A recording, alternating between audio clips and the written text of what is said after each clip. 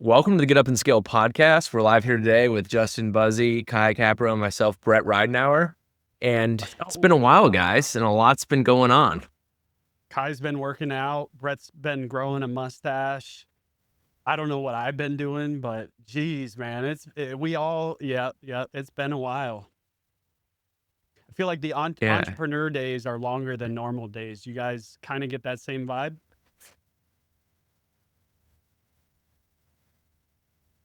No? All right, Yes. fair. Fair Real enough. chatty bunch here at the Get Up and Scale podcast. We're all a little Jesus. out of progress, a little out of practice. Yeah, lots of changes. Brett looks great with the mustache. That's what I Just was for those of telling you him. For those of tuning you in listening, yeah, he looks. do you think I look pretty older good. or younger? You look like Bob from Bob's Burgers. He kind of does, but I actually think it I'll makes take you it. look younger that way. Interesting. Yeah, I think. Yeah. I don't know. Like, I need shaved Let it Brett sink in a little next bit. to hairy Brett, and then I could give you a better answer. Yeah. Yeah. Good I think stuff. you look And then good. I mean, I think Bob, to be clear, from Bob's Burgers, I think he looks pretty good. It's a- So it's that's a compliment. Great mascot. for a middle-aged restaurant owner. Yeah, I think so too. Great mascot. And Justin's been busy. He was talking, I don't know if we can cut this out, but Oh, we can do you were it. talking to Gary Vaynerchuk yesterday. Yep, been busy. Good old G and I are getting real close now. That's incredible, man. I admire him and his expertise so much. Can you share the comment that he made about your franchisees? Yeah, dying it was laughing. just, it was interesting. Like, I think in general, the last, I don't know, year for me, we've gone through a lot of changes in the franchise. We've kind of redone the way that we looked at our financials. We introduced a new CRM system. We did a lot of different things. We took on a new director of operations. We just put out a lot of projects and did a lot of things. And I was talking to him about, like, oftentimes so many people talk about wanting to be innovative and like, they're cool with change and they want to try different things in their business to see what works. But then when you actually do that, it is sometimes met with some friction. And with the extra layer of, like, I have a lot of family and friends involved in my franchise. So, like, there's even, as Donkey on Shrek would say, that there's layers under layers under layers of, I think, like an onion, right? So his response to that was, I was kind of like, how do I, like, get everyone on the same page with that and get them more excited about change? And he just was like, create pain. And I was like, that's an interesting answer. Like, what do you mean by create pain? And he's like, you really need to tighten up the franchise agreement. You really need to have strict standards. You really need to make sure that everyone is playing on the same ball field. And so I just thought that answer was interesting from him. He often talks about, being empathetic and some of the softer skills. And this one was kind of a little bit of an interesting take on it. So, Kai, what do you think about that? Creating pain with franchisees. I don't know if I would phrase it that way, but I think it's a provocative way of putting it. It is. And I think that's what he pokes at too. Yeah. Yeah, I think that is a really good topic. Like, people love the idea of change a lot more than the experience of it, right? Like, everyone loves to sit around saying, I need to improve X, Y, and Z. But then when you actually do it, it requires changing habits. People get very comfortable with the way they run their businesses and the tools they use. Like, think about a time you had to change software, right? And you're excited about the idea of it, but when you start implementing it, you're like, oh, this sucks. I have to learn to do things differently. But then you multiply that times however many locations you have. And yeah, I mean, I think it's probably one of the most difficult things there is to do, is to introduce change and then to get people to actually do it. Yeah. And I think, like, my view is, like, I'm trying to alleviate as much pain from everyone's work life as I can. And so I just thought the response was kind of funny and a little curveball way to kind of answer that question. But yeah, I agree. It's there's needed change, I think, especially as the technology is evolving like extremely fast right now with AI, with marketing changes. I think yesterday, like Google talked about a whole bunch of new changes coming down their pipeline and happening like right now. And if you don't change with that, like what's going to happen, and that's where I spend my time is like, if we don't change, what's the alternative? Are we going to keep growing if we don't grow with those external forces? That answer is tough, and I think when you frame it that way, people might look at change a little bit differently, because at the end of the day, no one wants to be left behind. It's like a lobster, you could be boiled alive, but at any given moment, you might not know it. I mean, That's one way. because it happens slowly, but to your point, the changes in the marketplace are going to be a lot more dramatic than they have in the past. This is a lot more like going from 1995 to 2005 rather than 2005 to now, right? The way that AI is going to impact the way that customers find their products is profound in a way that people right now don't understand. The same way that people that were still advertising in phone books in 1995 couldn't even conceive of the amount of change that was going to happen, and it's going to impact the tour industry. And the average day-to-day operator is not equipped to understand how dramatic this can be. Yeah, and it's happening quickly. I saw a stat recently that showed that ChatGPT versus every other top 10 domain had a 10% shift in traffic in a single month, and Wow. GPT took all that traffic. Like, that's an incredible, if you think about the number of visits that are visiting the top 10 websites, That's if crazy. you think about 10% in 30 days, I mean, this is going to accelerate. And the way that customers are going to find us, are going to interact with res techs, are going to interact with TAs, is going to change. Yeah. Have you guys seen that, and Brett as well, have you guys seen that, the how did you hear about us? Have you guys seen any of like ChatGPT being the answer, or Grok, or any of the other AI systems yet? Admittedly, I think I need to add that to my list, but on Kai's point, I have seen a referral URL, like you can see Exactly. the bot going to your website. Mhm. It's actually, like Kai said, it's insane. Can you talk about like what that actually means for people that might not be super familiar with how that all gets connected? Absolutely. So there's a lot of different services out there like ChatGPT, Google has a version, et cetera. And a lot of times when you ask a question about something that requires up-to-date information, that LLM or ChatGPT in this example will go out and it'll just go to a bunch of websites, read a bunch of stuff, and come back and report back to the user. So in order for that to happen, you as a web administrator or your marketing person should be able to tell you how much traffic ChatGPT is sending your site. It's fascinating. So that is, yeah. Go. Sorry, I don't want to dominate No, go ahead. dialogue. Like, there's the bad news and the good news. Like, just get it over with that this change is happening probably quicker than most people expected. It is going to impact the tour industry. I don't know how we jumped on the AI thing, but I think it's really relevant. That's the bad news, is a lot of the strategies that people are using for marketing and SEO and content is going to change, right? The good news is that what we offer is something that AI can never replace, right? There's a lot of industries and a lot of people out there who are really worried because their core product or service is at risk. Like every SaaS company, most consulting companies, right? And it might not be to the extent that people think. It might just evolve and change. But at the end of the day, AI can never recreate a tour. There will always be demand for social group experiences, and it might even increase demand for those things because of the extent that AI is going to replace sort of common menial tasks and professional services. So if there's good news out there, is that all three of us and listeners out there in the tour industry is we have a cool future-proof business. Yeah. Like, I think I told my business partner the other day, we were talking about like how entertainment is going to change, right? Like movies. I think about how Hollywood must be thinking about this. Content might be able to be spontaneously created based on what you want at any given point, like movies, music, etc.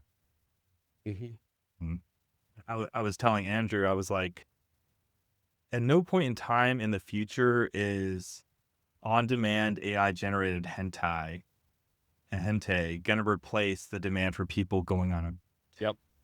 you know? Yep.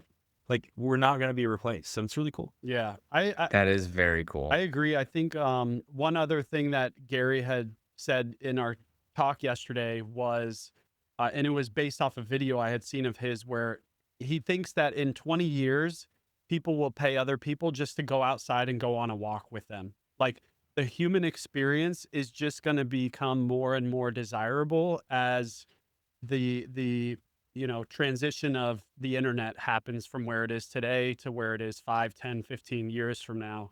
So I think it's very in line thinking. He was like, extremely bullish on experiential businesses, thinking that like this is the way that like people are going to want to do more and more experiences as we get more digital. Like, it's weird, I think there's every action has an equal and opposite reaction, right? And what's that reaction to being so digital is like getting outside, going and doing things with friends, having that person to person experience. So it's cool. I love that you guys are kind of thinking that same wavelength. Yeah. Yep. And it goes hand in hand with a conversation I had about hockey the other day where they asked if the NHL was worried about like VR and being able to like go to the game on your couch. And they said, no, that's great. It's going to get a bunch of new fans and the tickets are going to become that much more valuable in person because like Very it's true. it's better, it's a better experience at home. Yeah. And obviously In they a can way, sell that. So you what? might just think like in-person experiences are the only thing that can't be replaced. Because literally everything else theoretically could. That is a Events, philosophical rabbit hole. yeah. Galileo over Anyways, here just spitting You're right. wisdom. I mean, I agree. I that is pretty crazy to kind of think about and wrap your head around. I think this kind of ties into a good topic, Kai, that I think everyone is wondering. And you go on another podcast before you even talk about it on your own, but like more in-person experiences are happening because of you and what you guys are doing at TourScale. So can you give us a quick rundown of the last, I don't know, 3 to 6 months for you? What that's kind of looked like and where everything's at. yeah. Well, I mean, there's a reason why there's been a little pause in new podcasts. Is all three of us got a little busy, and I got a little busy with some big Yeah, projects. But yeah, on February 1st, we closed on acquiring Cruisin Tikis, which amazing. is a pretty well-known brand and franchise that has about 45 locations. And frankly, we were a big admirer of the brand and the product for a while. We'd watch them kind of grow. They were franchising before we did, they kind of existed. And we always thought, we didn't think of them that competitively. They were in a different space with like the 6-pack boats, but it was like, man, the craftsmanship on these boats are amazing. The brand is really cool. And I got to know a lot of the operators and have really solid folks. And it was a really nice transition. The timing was right. Yeah, The seller, the founder of the company, Greg Darby, is like this legendary guy, like 6'5", giant mustache, motorcyclist, veteran. Talks with a booming voice. Like he like lived the brand. Like he that's was cool. the tiki lifestyle. You know Yeah, what I mean? yeah, He yeah. he Yeah. built this thing in his backyard for his wife because she wanted a tiki hut, and he's like, "Well, we don't have room, but I'll just build one on the canal." And he like went to Lowe's, That's so cool. sketched it out on a napkin, and almost like that design is almost identically what he continued to build. Wow. 110 of those over the Wow. next 7 years. That's cool. Yeah, so it's a really cool story, but he very sadly passed away a couple years ago, and basically it was time for the brand to move on. And so we were really happy to take on the challenge. And so Cruisin Tikis is now a part of TourScale. Cool. And over the last, how long has it been? February, March, April. It's been almost 3 months now. Yeah. We've been working on integrating them in the brand, onboarding them onto our support systems, really getting to know them and figure out what their objectives are and how we can help. We're revamping the whole supply process, had them move the manufacturing facility. We designed a new boat model that we just released 2 weeks ago, actually 2 new boat models. So there's been a lot of work. Yeah. Yeah. And That's cool. to our previous, all of that is amazing, by the way. Congrats on what you guys have done. But all of that kind of goes back to the other point of like change is kind of inevitable, and it sounds like you've dealt with a lot of it head on in the last, 3 months. What is It's that almost kind of, all of what we've been doing yeah, what is that? is exactly the topic we just talked What is about. that? What has that been like? How do you create excitement in the change? Because I think that's something I'm always constantly trying to improve. Like, how do you get people excited and behind the change instead of against the change? Yeah. So for the Cruisin Tikis franchisees, this has been an incredible amount of change in a very short amount of time. The very first thing when we came in there is we redesigned their entire website. We built 45 new ones, moved them to the new website, move them onto our marketing system, move them onto our tech stack. So we had to do we're even changing their email hosting workspace, right? Like, and then trying to train them on our system. So, I would say if I sat from their perspective, when we first came in, they were very nervous. I would say like there was a lot of anxiety Yeah. about what our plans and intentions were. So I would say the way we approach the problem is first we need to communicate with them very clearly, like who we are, who our values are, what our incentives and intentions were, like what's driving our behavior, and the reasons why we're going to do it. So the first thing you have to do is, like Gary said, is create a sense of dissatisfaction with the status quo. Like you have to explain to them like why the situation now isn't working. Yeah. And for us, it's about revenue and sales. And we tied the current systems and processes to revenue and sales and said, if we make these changes, we can make you more money. At the end of the day, that was the most important thing. And some of the changes was because it needs to be more efficient for us. But we're going to tell you the reason why is that, right? We're not going to hide the ball and pretend we're doing this because it's easier on you. Some of the stuff we got to do because it makes us easier to administer it. Yeah. But hopefully at the end of the day, because the end result is supporting you guys and making your lives easier to increase sales, to make your businesses more successful, it'll be worth it. And so we told everyone on day one, we don't expect you to trust us now.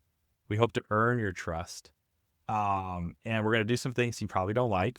There's going to be a lot of changes. But I hope 6 to 9 months from now, when you see the results of that, you'll come around to see that the decisions were well-founded. They were good decisions. Yeah. So that's the way we've approached it. Yeah. You also have to have balls, right? Yes. People appreciate leadership. Like sometimes you just have to be firm and be like, this is what we're going to do. If you just go up there and say, yeah, we're going to work on this, we're going to try to do this, it's not going to work. You have to be like, we're going to do this. Yeah. This is why. Now let's get it done. Yeah. You know what I mean? Yeah. Yeah, that's a really good way to look at it. You got to have balls. I think that's the summary here. Balls. And it makes Yeah. sense. Like people don't want a leader that's half sure about something, right? Like how do you lead if you're not even sure about what it is that you're doing? So you have to be, first very sure of it and then communicate that with other people. And how does that look now for like you guys from a TourScale perspective? Because it, essentially like doubled your size, I think, or something close to that. Like, are you guys growing, expanding? How has that been kind of on the corporate quote unquote side of it? Yeah. So just like a state of TourScale today, we are at about 85 locations. We have 6 or 7 more that are slated to launch in the coming month. Awesome. And then that's between all 4 brands: Trolley Pub, Paddle Pub, Tiki Pub, and Cruisin Tikis. Cool. So yeah, we grow quite a bit. I think going into this acquisition, we're at about 37. So I would say we've more than doubled with this acquisition. Yeah. How is that like been a lot. managing like 4 different brands? I feel like managing one brand at times can be difficult. Do you find that like, it's just like, is it 4 unique identities? Like how is that for you guys kind of managing 4 different brands like that? Well, we think of it, we've always thought of ourselves as a franchise platform. TourScale is a system, right? It's a system of supporting and operating tour businesses, right? There's all these brands have something very in common, and that and that's like the backbone of support for customer service, marketing, data, training, etc. And so they all share enough in common, and that we have that common support system. But then we have the brand, right? And the brands are distinct and specific. So I would say, yeah, I mean, it's definitely harder, right, than just being able to focus in one direction. But I hope and I think that they all kind of build off of each other because they're associated. And there's pitfalls from that because there's always some controversy. Like, the trolley pub has this partying theme and tiki pub's more family friendly. So how does that interact with each other when the consumer is aware that these brands are affiliated? Yeah. Or what if you have franchisees that are really close together that are targeting different demographics and different brands? So it's hard to pull off, that's for sure. Yeah. I can definitely see where that would be challenging, but I also think it's like unique because you have 4 different things that like are kind of pulling from different cohorts. And then the hope is that you can commingle those in some way, send each other business, whatever that looks like. How do you, I find it really difficult, like with current reservation softwares, to do that piece of it, like to get people to go do from location A to go do location B. It's like a lot of manual work on our end in follow-up emails, in communicating with the customer, in explaining to them that there's multi-locations and so on and so forth. Like, how do you guys do that? Is there an easy way? Is there a better way? Like, is there a hack in there anywhere that you can kind of get those people to jump from one business to the other, or one brand to the other brand? I think that's a great question. I think that's an area that we could improve a lot on. Yeah. Probably like you, is getting the customer aware of the larger world. Part of the problem is the local operators might not be as incentivized on that because they're all owned separately.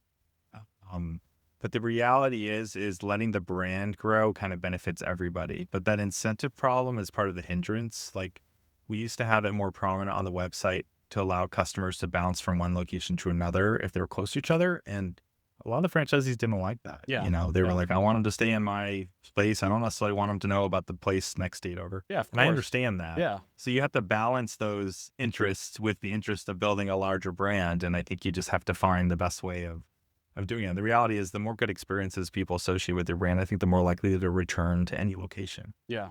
And if everyone's on the same page of like trying to send each other the business and helping out your neighbor, especially if they're related brands, right? Like, it's only going to help everyone. Like, that's the cool thing about it, I think so. Yeah. I mean, the thing we have now is we have brands in the same location. Okay. And so that's interesting. Yeah, that is cool. That's an interesting dilemma. In one area, we actually have 3 different franchise business owners in the same area. That's cool. And so that's been a new challenge. Yeah. It was one of the things we were worried about with this acquisition is how do we handle it where I have a Cruisin Tikis franchisee and a Tiki Pub franchisee in the same city? Yeah. Like, what are the rules? Are they going to get along? Do they see themselves on the same team, or do they see themselves as an entity? And I'll say, at first, it was very difficult to have those conversations, but at least for the first 3 months, as time has gone on, I feel like it's working. Good. At least for now. Good. I don't know. Yeah, I think, like, look, at the end of the day, whether they're all under TourScale or not, they're all still there existing anyways. Like, and that's the piece that once you figure out and you're cool with and you understand, that's where you can start getting creative and figuring out those ways to coexist and collaborate with each other. And hey, maybe we can't take on this group of 6 because we're full, so let's send them over to one of the other brands. Hey, next year when you come and visit, maybe try one of these other brands, and vice versa. And like, when you all get working in that direction, like, it's only going to help, and I think it's just figuring that piece out is an interesting, like, challenge / opportunity for you guys. It's very, that's cool. I never really thought of like having coexisting brands in the same space. It's interesting. Yeah. Neither did I until now. It's cool.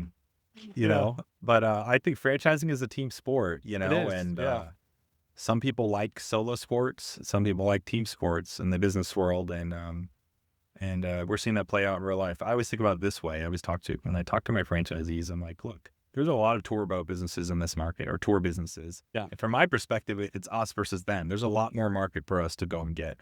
And you guys might be competing with each other on a certain level of traffic, but you were before this happened as well. Yeah. Right. So that's not changing. Yeah. That's cool. And so now, 80 plus locations, getting close to that 100 mark. I feel like as a franchisor, that's kind of the pie in the sky dream when you first start, is like, oh my God, I can't imagine ever getting to 100 locations. And then you start creeping up and you're like, oh, this could, we could get there. Like, what's the longer term kind of plan here? Is you've shown that you guys can go out and acquire some other franchises. Are you really focused on just growing the footprint of the 4 now? Are you guys still looking to acquire? Is it all of the above? Like, what's kind of the future looking like? Like, the immediate concern here is obviously integrating the Cruisin Tikis brand and giving them the support that they need. Yeah. That's what we've dedicated nearly all of our time over the last few months. Yeah. And, at the end of the day, that's our number one objective, is franchisee health. It has to be. Yeah. This is literally why we're here. And so, before anything else, for us, our top priority is to increase the financial health and the operational health of our franchisees. And we have a big opportunity because we have a whole bunch of new people that we can now work on doing. That's cool. That's priority number one. But number two was looking for the future. And for us, the future growth involved, we need to provide good assets for our new Cruisin Tikis franchisees. So that meant launching COI boat options for them. And we're excited to announce we just are releasing a COI octagonal Cruisin Tikis boat. The design just finished last week. Let's go. So it's going to be like the big kahuna version of the octagonal boats. It's going to look very similar. Awesome. They should start rolling out the line towards the end of the year, early next year. So that was one of our big priorities, is let's give our Cruisin Tikis franchisees some larger vessels so they can compete in the marketplace with the bigger tour operators. So where can people get that? Is that what website do people go to? The manufacturing. Brett, you know this. He's built teeing this. you Okay, up. I wanted to make sure it was. I want to make sure it was still He's Tourcraft. teeing you up. Yeah, tourcraft.us or TourScale.com or cruisintikis.com/franchise. And so we're doing that. I didn't but want we're to send also- everyone to an old website. But we're also, we're onboarding a full-time sales team for the first time. Oh, cool. So while we're building up our support system, we've launched a lot of new things this year. For the first time, we actually have a franchise recruitment team. We spent 6 months onboarding them. We work with Blue Maven. So they actually officially started sales on our behalf last week. So they're handling Really cool. 100% of our pipeline. So we do hope to aggressively expand the United States. We're working on getting our FDD done for Canada, hopefully done in the next couple months. Cool. And we're making plans to do international Cruisin Tikis sales starting next year as well, outside of Canada and the U.S. How do you So we'd get a like to boat grow over a there? lot. Yeah. Do you put a awesome. boat on a boat? Do you drive the boat? You put a tiki on a paddle pub, on a pedal pub, on a trolley pub, on a how do On you a get barge? it over there? Yeah. That's not the bars. Just dropping them over here. We've designed the new, because we've redesigned the existing 6-pack boat too as well, by the way, with fiberglass and faux wood like that. We've designed them to fit in containers. So they'll be able to be shipped in container ships. That's cool. That's awesome. Yeah. So that's the long-term plan, is like, we're not shy about it. Yeah. We'd like to be huge. We're not trying to be I want Cruisin Tikis to be a household name in the United States. Yeah. So yeah, we want to grow to hundreds of locations across the world. Yeah. 100%. That's what I'm here to do. I was put on this earth to do this. Yeah. Do you ever just sit That's and think awesome. about, like, And it's good for the franchisees. The bigger the brand becomes, the reality is it's going to benefit them.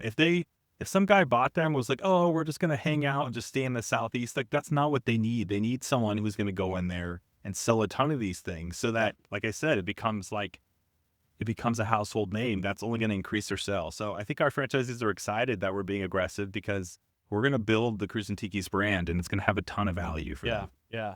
And I think too, like, there's some hidden value. And I was talking to a guy named Thorsten, who opened 100+ Subways over in Germany. And he was talking about how important it is to continue growing and scaling, because there's going to be opportunities where franchisees want to sell their business, and who better to sell to than another franchisee that completely understands the business, right?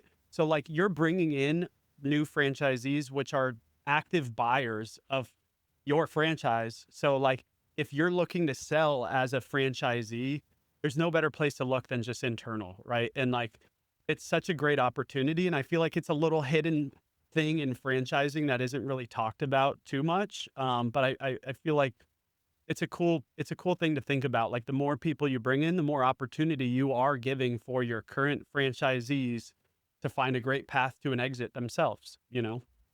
I think it's true, yeah. And it's worth noting too that we plan on, a lot of people asked us, is Tiki Pub going away? And the answer is no. Like we plan on maintaining two distinct brands with their own personalities. We're not merging Tiki Pub and Cruisin Tikis, and we're going to continue to grow that with an emphasis on the large COI boats with that brand. Cool. Yeah. So yeah, but yeah, I think we're going to cross 100 units pretty quickly. Yeah, I'm thinking that too. Let's feeling go, that. man. Do you ever just sit back and think about how many waterways there are in the world that you could operate out of? And like it starts Constantly. getting like to a crazy number in your head and you're like, holy crap, it's cool how much opportunity there is everywhere. Yeah, that's the fun thing about the water. I appreciate this focus, because it kind of really narrows in where we got to go. So there's a lot of locations it could be, and there's a lot people love boats. Yeah. You know this. We all know People this. love boats. Everyone loves boats. All my friends are going on some sort of boat this weekend. It's Memorial Day. Yeah. Why? Why do people Barges and boat rentals and motor yachts. like what and- is it? Like there's something That's what about- you did when you were in Austin. It is, but like why? We went, it was cold. It was like 50 degrees. But you light still had rain. fun. I had like 7 guys with windbreakers out there, and we had a damn blast. Hell yeah. We shouldn't have, because it was not comfortable. We had fun. I don't know what it is. It must be instinct. Like, Yeah. people just want to be free. I don't know what it is. Is People love this the like water. the beginning of the busy season for you guys, Kai? Is this like Memorial Day kind of the kickoff to the busy season? Yeah. Yeah, for sure. July by volume is our highest month, followed by June. And then before that, I think is May, and then August. So yeah, we peak system wide. We peak in July. Okay. And So Brett, right now is like, this is like the big push. the big kickoff. Yeah, that's cool. And Brett, you were me and you were just talking briefly beforehand about some different things you guys might try out this summer and different ways to expand your summer season, because typically your season would be more like winter time, right? Is there anything you can touch on there with like how, some things you guys are looking to do and try and ways, maybe new ways that you're trying to market, in an off season? Because I find that is a challenge for a lot of people, is like, hey, it's the off season. Like, what do I do? What do I do for marketing? How do I drum up some business? Like, any tricks there? Absolutely. Yeah, I want to phrase it, for the operators listening, and just like understand when it comes to seasonality, what changes other than the weather and the calendar in the month. A lot of times your customer demographic changes, who they are, where they're from, how old they are. In our case, it gets quite hot in the summer. So you have a lot of objections from locals that come up regarding the heat. And, we just, in this case, you kind of say, okay, that objections come up. How do we counter that? What are they doing instead of us? And how can we build on that? And then you got to understand where they're coming from. Yeah. Like, do tourists stop coming? Is a different type of tourist? And yeah, so in this case, like, we're focusing on stuff like pool parties and like focusing a lot more on our bar partners, just to keep, we're inside, we're in the AC. Yep. We've got fun activities in there. So you're kind of like and changing up the product almost a little bit, depending on seasonality, or just the route or the offering. Yeah, the messaging, Yeah. the route, the apps. Yeah, absolutely. Like what you're saying when you contact them. Yeah. And then of course, as you guys know, and if you're listening, you're in building mode, Mhm. right? Like we were talking about AI earlier. It's just like, how are we going to get in those search results? Like, do anything and everything. And now's the time to do that. So we've got a laundry list of to-dos. But yeah, I would recommend out there, if you're dealing with that, read a book called The One-Page Marketing Plan. and it does a great job at helping you think big picture about who your customer is. And just sometimes like that one page marketing plan might be 2 pages, like one for your high season, one for your low season. But if you don't change anything in your low season, then you might be missing out. Yeah. And are you Yeah. like, do you find that relying on third parties, OTAs, the online travel agencies, like, is that something that picks up in the slower season for you guys? Do you rely on them more in the slower season, less? Like, how does that play out? Yeah, we think that it's great in our case because tourism definitely doesn't stop, Yeah. and we find it very helpful for getting any new experiences or messages out there. Hmm. So like if you have a new experience for your off season, and it just doesn't exist, you can put it on your website, but you can upload it to Groupon and Viator and all these other great OTAs, and it just like starts to build that like equity out on the internet that will in theory last forever. So Yeah. it's been And so a lot of people forget to do that when they craft a new experience is they leave it only for their organic traffic to their website. But that second step of then sharing that new experience with your resellers and Hmm. OTAs is I've just found that sometimes these more unique experiences actually do better on these other channels than on your own website. Yeah. Maybe because they're new. Yeah. yeah. Is it pretty market dependent on the ones that are heavy OTA versus not OTA? Or Kai, do you feel like it's kind of consistent across the board? Is it 80 direct, 20 OTA, or vice versa? Or is it just like market dependent, or is it kind of the same across the board? Oh, it's totally market. Okay. I was thinking Yeah, it there are would be. markets where there is like Yeah. there are markets where there's like no OTA traffic at all. Interesting. Yeah. And Okay. non-tourism markets like if you go to Viator for I don't know La Crosse, Wisconsin, Yeah. you're not going to find any. Yeah. Yeah. So it's Yeah. it's correlated directly with the amount of tourism. People that are and even like drive-in tourism especially, but flying tourism too is correlated highly with OTA traffic. But markets that are local to the markets Yeah. have very little. Yeah. Because locals don't use Viator to book a local experience. Yeah. Yeah. Would you put snowbird markets in the OTA category, or are they going direct? People that like are in a place for a few months at a time every year. Oh, I think they're direct. Yeah, I think so too. Yeah. Yeah. What I think one thing that we have to touch on too is just all of the Airbnb experience changes. Wow, you see that new app? Oh my God. I mean, Beautiful. it's it's something. It's Yeah? definitely come with its challenges. I think at one point, like I feel like all of our listings got deleted and now they're back, and I couldn't log in for a while. I Mm. couldn't add tour times. But I do think like the underlying theme here is like they're moving in a good direction. They're opening the API. They're Right. starting to put a little bit more resources behind experience. Like, what are your guys' general thoughts about all of the changes with Airbnb experience? Good talk. I'm Yeah. waiting for From Brett. I a mean, I don't tech want standpoint, Go ahead, Brett. Go yeah, ahead. from a tech standpoint, it's a fascinating marketing play for them. It's fascinating change.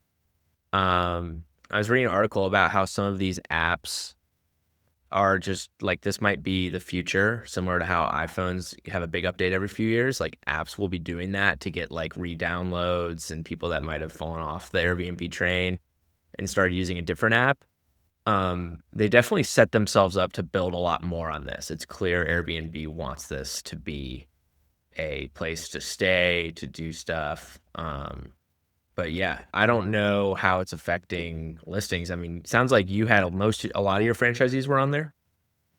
Yeah, we have. I mean, we Justin? tried to get everyone onto experiences, but as you know, like in the last year, they stopped accepting new experiences. So the newer ones like couldn't get on. And now that they can, it's just, it feels like, I don't know, it feels very confusing. I think for people, it used to be very straightforward and simple. And I think it's a little complicated. But this goes back to our change conversation. Like, they needed to change. The way that it was being run was not maybe the best, and I think this is a change to hopefully make that better. I think right now is we're in like the messy middle and figuring that piece of it out.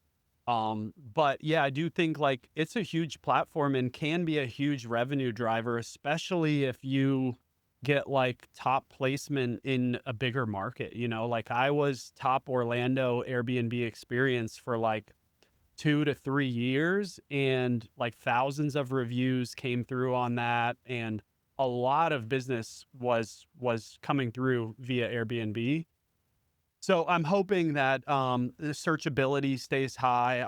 I'm hoping that the visibility of it all stays high. I do really like the customer experience on Airbnb, the way that you can see a video playing when you're browsing the experiences. Like I think they've got a lot of it right. It's just kind of figuring out some of the behind the scenes stuff that I think still needs to get a little hashed out. But what's your thought, Kai? I mean, I said beautiful. I like that they're doubling down on tours. And you think about anyone out there, any technology or travel group out there, they probably have the most information on how to convert their customers because of the location. They just know a lot more about their guests than like a hotel does, and they're distributed in a lot more places, right? Like hotels only go so many places. Like, within blocks of where someone's staying in Airbnb, what sort of experiences they can do. So they just have a lot of information that you can use to help convert them. So the fact that they're emphasizing on it and kind of jumping back in, I'm really excited about. I'll be honest, we've never used Airbnb experiences for any of our locations. Wow. It's not a super good fit for our tour, for larger tours, to be honest. Yeah, they maximized it at 10 at one point. You couldn't do more than 10. Yeah. And it's kind of designed for these sort of like bespoke experiences, in fact required, and we're like just not, right? And so the people that were party bikes would have to say like, hey, I'm Joe, I'll be your party, it wasn't real. Like Joe wasn't the guy who was going to be your trolley pump driver, so you had to like kind of fake it. I like that they're kind of like not requiring that whole charade anymore. Like you can be in just a tour, at least my understanding. Yes, correct. So we'd like to try it out, and now they have the Fair Harbor integration and stuff, which is a huge pain point, which is the difficulty of the booking process has kept us away. So, but with our smaller Cruisin Tikis boats, I think it could be a good fit. So I'm excited, and we're going to start experimenting with it soon. Yeah. I think I honestly think it will be a big hit for a lot of the experiences that you guys have at TourScale. Like to your point, there's so many people and so many data points. I think the big thing too is, I could be wrong, but I'm pretty sure every user has to like put in their ID to like verify that they're a user. And that's not always the case on hotel booking sites. That's not always the case on TripAdvisor and Viator. So they do get a healthy amount of information about customers. And is that my cue every time? Yeah, it is. He's getting so big. I know this, as you guys tune in to Get Up and Go Scale podcast over the years, the Dad, it's dinner time. Notice his voice is going to get deeper and deeper, over the years. So we have an intro, but we're missing an outro, and I feel like Dad, it's dinner is a perfect. We're gonna have to make that our official way to wrap up the podcast each time is. I'll just say it again. Say, Dad, it's dinner time. Dad, it's dinner time. And that's how you know the Get Up and Scale podcast is coming to a close. The crap. And what a way to end it, Kai. Thanks. What did you say? Good crack. He would also like to share butt crack. There we go. Okay, your microphone definitely picked that up. Yep. Great. Well, tell Mommy that he's almost done with this podcast, and I'll be right down. Well, I gotta tell her butt crack. Okay, you can tell her that as well. All right, fish eye. Bye, August. Good seeing you, buddy. It stinks man. because he can't hear us, so he's confused. All right, I'll be right down. All right, perfect. Well, I guess that is a good way to end it. There's no better way than Absolutely. August just barging in. We love it. So yeah, it's gonna have to be a tradition. But this has been a great. I'm glad to get the gang back together. Look forward to lots of exciting content Let's do it.